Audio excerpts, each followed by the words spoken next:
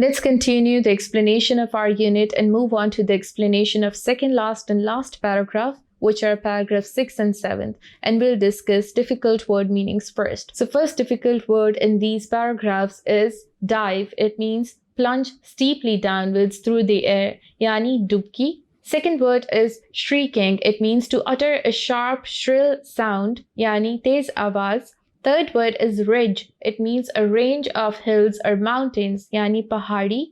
Fourth word is crowd. It means to make the loud, shrill sound, characteristics of a cock, yani buland awaz. Fifth word is amusedly. It means in an entertained manner with amusement, yani tafree. Sixth word is dogfish. It's a type of small shark. ये एक fish की type है. Again हम इसको translate नहीं कर सकते. It remains dogfish in Urdu also. So let's move forward to the explanation.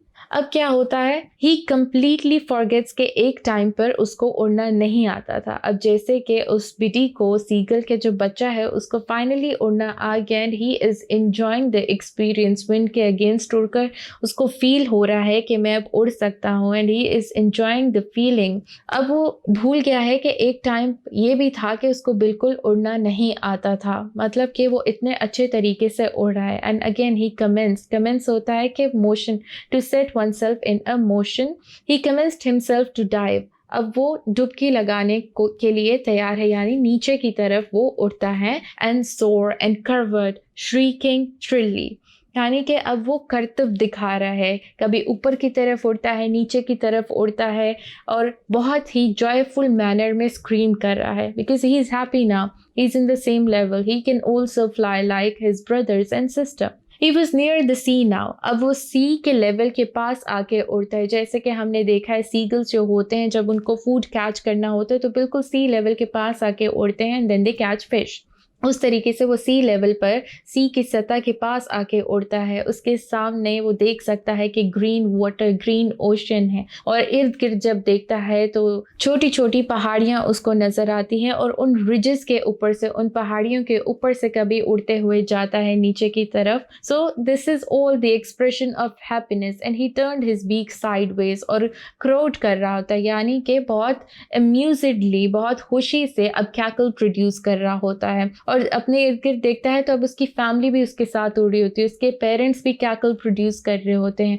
अब ये जो कैकल्स हैं ये किस चीज़ को एक्सप्रेस करते हैं कि उसकी फैमिली, उसके पेरेंट्स अब उसको प्रेज कर रहे हैं, अप्रिशिएट कर रहे हैं कि फाइनली उसने बहुत मेहनत के साथ उड़ना सीख लिया है. फाइनली अब वो अपने पैरों पे खड़ा हो सकता है और अब आके जो उनकी बीक्स में डॉग फिश होती है उसको वो ऑफ़र करते हैं. अब आके वो उसको खुद खाना ऑफ़र कर रहे होते. पहले क्यों नहीं खाना दे रहे थे? बिकॉज उसको अर्ज कर रहे थे, प्रोवोक कर रहे थे कि वो उड़ना सीखे और खुद अपना खाना तलाश करे. So he has made his first flight. उसने अब उड़ना सीख लिया है. इस चैप्टर से हमें क्या पता चलता है कि बहादुर इंसान वो नहीं होता जिसमें डर नहीं होता, बल्कि बहादुर इंसान वो होता है जो अपने डर के ऊपर जीत हासिल करता है, जो अपने डर के ऊपर गलबा पा लेता है. And with this we have come towards the end of our today's video lecture. I hope जो भी आज हमने पढ़ा वो आपको क्लैरिटी के साथ समझ आया होगा. Inshallah we'll be talking about some new topic in our next video. Till then, take care. This is Maha, your English instructor, signing out.